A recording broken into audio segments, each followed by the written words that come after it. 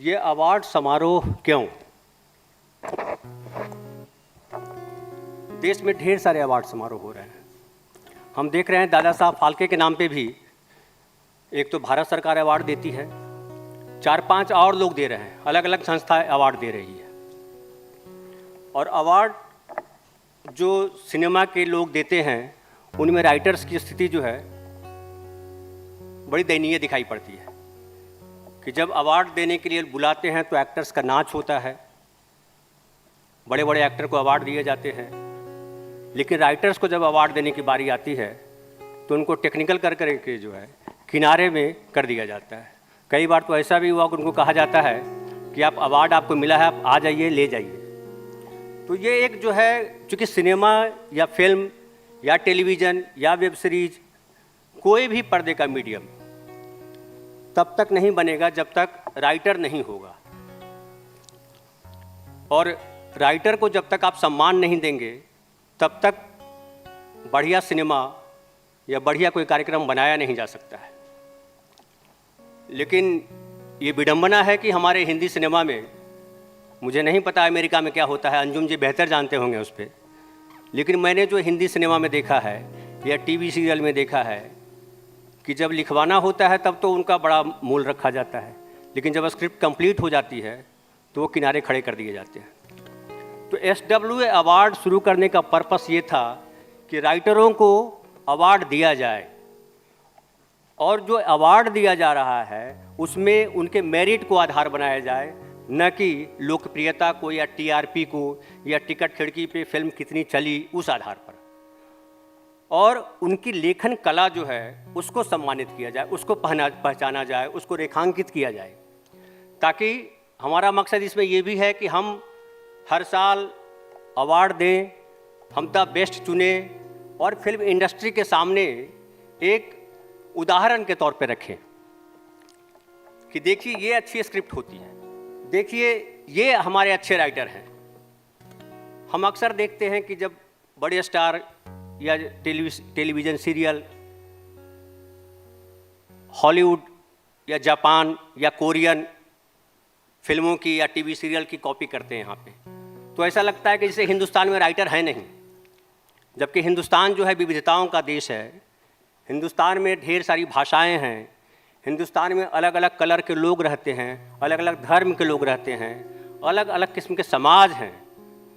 और हमारा जो अतीत है, चाहे इतिहास का हो या हमारा अतीत जो है धार्मिक आख्यानों का हो, हमारे यहाँ कहानियाँ भरी पड़ी हैं।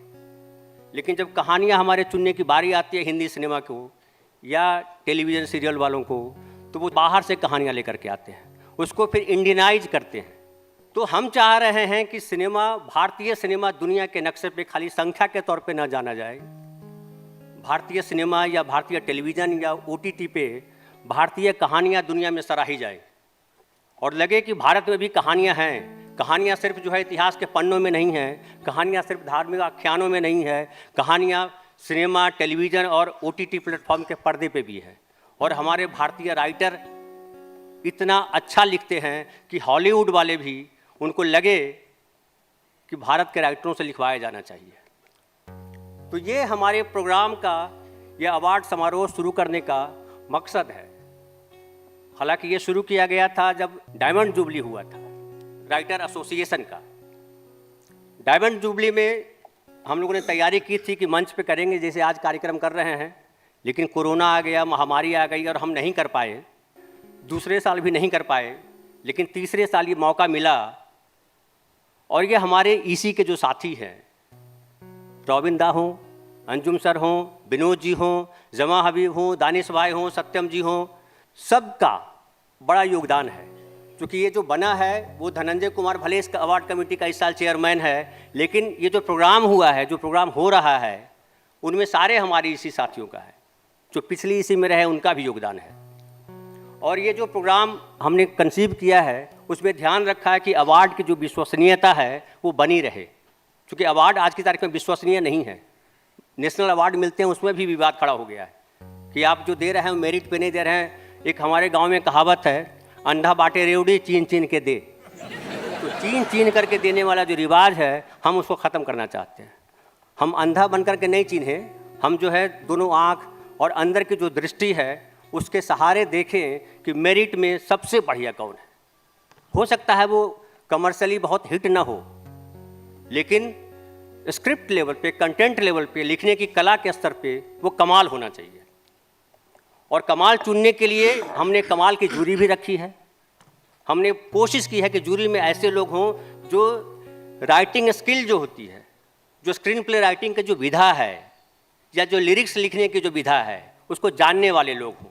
ऐसा नहीं कि बस कोई चर्चित गाना है, हमने सुन लिया, हमको लगा कि इनको दे देना चाहिए और हम दे देते हैं। और हम जो जूरी का चयन करते हैं उसमें ये भी ध्यान रखते हैं कि जूरी के लोग आपस में मिले नहीं पॉइंट्स देने से पहले, और जब वो पॉइंट्स दे लेते हैं, हमारे पास आ जाता है, फिर उसको जो है हम जूरी के साथ फिर एक मीटिंग रखते हैं। तो हमने ये विश्वसनीयता का ख्याल रखा है और इसलिए कमर्शियली हम इतना ये नहीं किया कि कोई स्पॉन्सर ढूंढ करके लाए, मानीचंद गुटका या फलाना या ढिकाना जो आमतौर पर जो टीवी पे देखते हैं। हिंदी सिनेमा के जो अवार्ड समारोह हैं बेसिकली तमाशा हो गए हैं। अवार्ड मतलब गरिमा होता है, तो आप सिनेमा कर रहे हो तो गरिमा क्यों स्थापित करो ना। आपने गरिमा को जो है व्यवसाय करिए, व्यवसाय करना बुरा नहीं है। अर्थ को कहाँ किसी ने बुरा कहा है, अर्थ के बाद तो मोक्ष मिलता है, लेकिन अर्थ कमाइए, लेकिन उसकी गरिमा को भी पहचानिए, हमारी इंसानियत की गरिमा को पहचानिए। और लेखक का मतलब क्या होता है? लेखक का मतलब ये थोड़ा होता है कि कुछ हम लिख देते हैं। लेखक का मतलब होता है कि हम एक जवाबदेही को भी निभाते हैं। हमारा समाज, मैं मानता हूँ कि लेखक ही समाज को दिशा देता है, रोशनी देता है, जहाँ से जो है समाज अलग दिशा लेता है। हालांकि हम ये मानते रहे, देखते रहे कि नेताजी जो है दृष्टि देते हैं समाज को, लेकिन आजकल किस तरह के नेता हैं ये किसी को बताने की ज़रूरत नहीं, आप सब लोग जानते हैं, बुद्धिमान समझदार लोग हैं, सब हमारे राइटर दोस्त हैं।